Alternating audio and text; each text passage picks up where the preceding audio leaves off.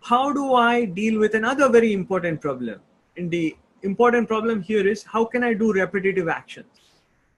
Right? There are one of the most useful things with computers is to make repetitive actions easy for us. Right? The computer can do repetitive actions without getting tired and making mistakes. So how can we do repetitive actions? And so let me talk about, there are going to be two kinds of loops we're going to discuss today. So let me start with the first kind of loop. It's called a for loop. Okay. And the important idea with a for loop is that I'm going to introduce a phrase here. It's bounded repetition, right? By bounded, I mean I know how many times I want to repeat an action. Not all problems have bounded repetitions, right? But for example, if I know how many repetitions I want to do, then a for loop is the most obvious way to proceed, right? So first, let's talk about how do we create for loops in Python, okay? And then we can come back and talk again. So before I show anything, let's just look at a piece of code, because I think actually the for loop in Python is very straightforward. So here's the code. It starts with a for command, and then the important thing is a for loop has to repeat actions or iterate over something.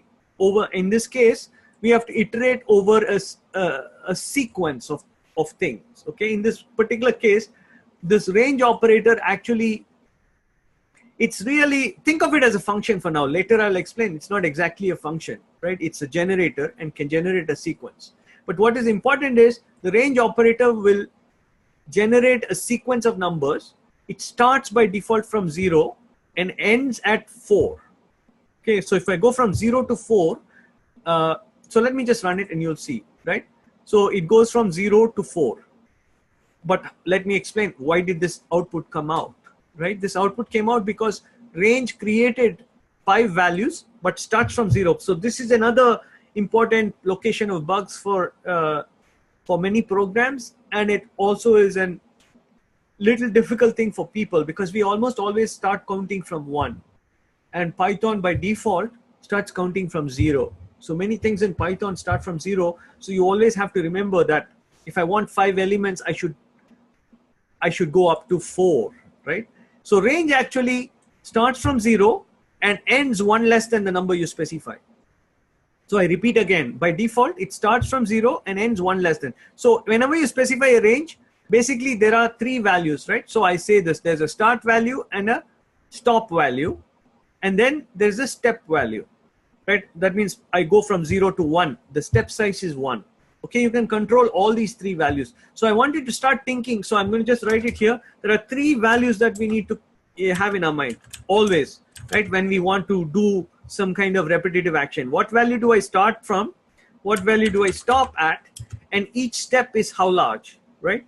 And by default, steps could be of size 1, but it could also be of different sizes, okay?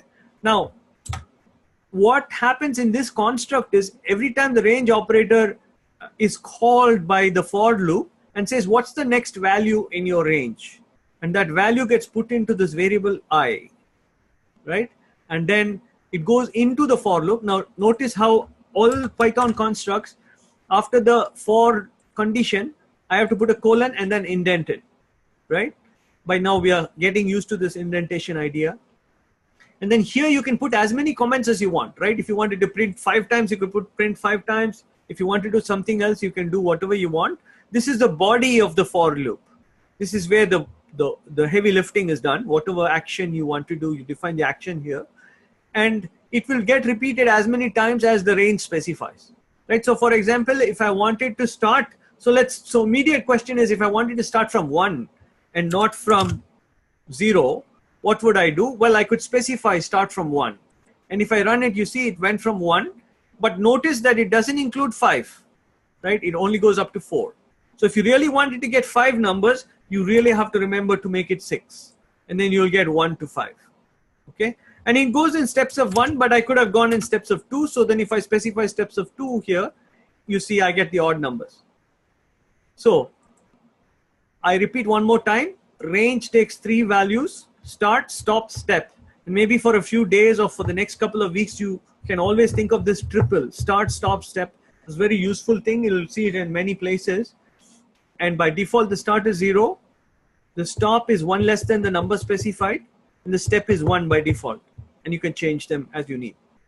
Hopefully that makes sense, but I'll just show this to you visually, right? I said this in words. Here our visualizer we can use to see exactly how Python is doing this. So if you start from the beginning, you see the value of I is set to 0 first, and now it's printing the value 0, right? And it's gone back to the top of the loop. It's going to repeat it again. Now the value of I gets set to 1 here, you see, and then it's going to print out 1. Goes to the top of the loop again. Value of I gets set to 2, and then it repeats the loop, right? And it keeps on doing this. Okay. So again, very powerful construct. Not much more I can say at this moment. I guess as always we should, let me just give you this as a pattern, okay? I want to stress these thinking patterns. So because I think they are the most useful thing for us. The questions that we ask before we end up with for loops is, do I need to repeat an action multiple times? Do I know how many times do I need to repeat this action? Then you should ask the question, what kind of steps do I need? Do I need to take 1 step at a time or 2 at a time? You can even go ascending, descending, by the way. To go in, usually it's going in ascending order.